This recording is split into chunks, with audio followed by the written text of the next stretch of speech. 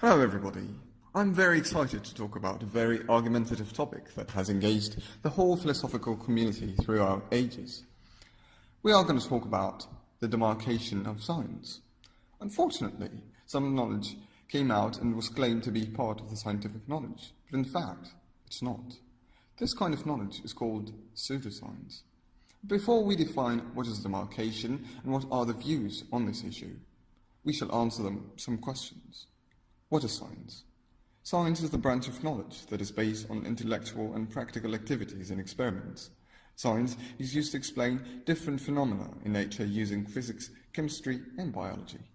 Anything that can be used to investigate the physical world that we are living in can be considered as science as long as it is based on intellectual activities. What is pseudoscience? Pseudoscience is basically referring to knowledge that is not based on empirical evidence. The origin of the word came to describe this kind of knowledge that is claimed to be science when it actually is not. Pseudoscience has no scientific basis. One source of pseudoscience is religion, as they require believing without questioning, such as believing in creationism. Another example of pseudoscience is astrology. It has no uses in life, and it's just a fraud. Pseudoscience has more features like belief in authority, unrepeatable experiments, unwillingness to test. Examples of science are evolutionary biology, medicine, chemistry, genetics, and astronomy. Examples of pseudoscience are alternative medicine, astrology, horoscopes, alchemy, and neurology. The importance of demarcation appears in many areas in our daily life, like expert testimony. It is based on the ground that everybody would agree to resolve their conflicts based on science because of its reliability. It is common to find science experts giving testimonies in court of law, and no one would protest, because it is a word of science. Healthcare. To get rid of superstitious ideas for recovery which may lead to death. And it's important in environmental policies, science and education. How all schools see the demarcation problem from its own perspective. Certainty and causality. Aristotle proposed that science must be infallible, must deal with causality, and must be derived from universals. So why did it fail? Because not everything is about causality, and it was proposed that descriptive and explanatory science is science, like astronomy. They also comprise that there is no certainty, and that epistemology is fallible. And scientific theories continuously get developed and replaced by newer and better ones every day. Scientific method. It proposed that there must be a methodology to demarcate science from pseudoscience. However, there's no exact agreement about what this method is. So now, let's move to the modern schools. Well, they use verification, which is defined by the scientific statement as the statement that could be verified and composed of logical part and empirical part, was used by logical positivists to demarcate the scientific and metaphysical statements. But it had problems, such as any statement could be verified at any instance. The universal laws cannot be verified. And there's also the falsification.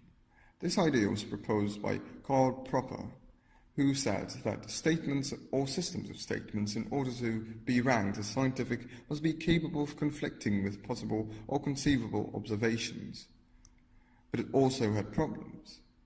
This idea is not applicable for the existential statements like the existence of atoms.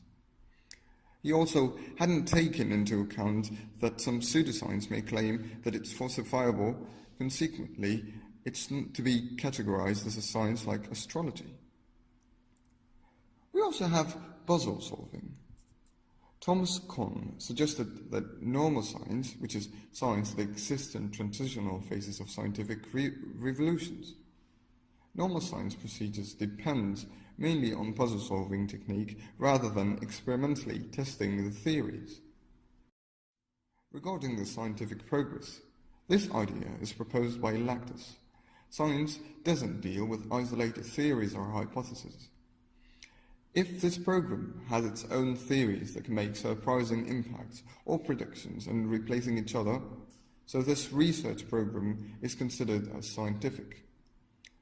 These new theories must depend on strong evidences and empirical results. Now let's move to the demise of demarcation. Luden was one of the pioneers in this field. The demarcation problem has faced a lot of attack and rejection. The loudest voice against the demarcation was Luden's. According to him, philosophy isn't qualified to deliver the good in all endeavours to differentiate between science and pseudoscience. Luden had a view that all historical demarcation criteria were originally used as war machines in odds between opponents of science and opponents of pseudoscience. He also considered the whole demarcation issue as a pseudoscience problem and a waste of time, and he suggested that it should be replaced by concentrating on which knowledge is reliable and which isn't.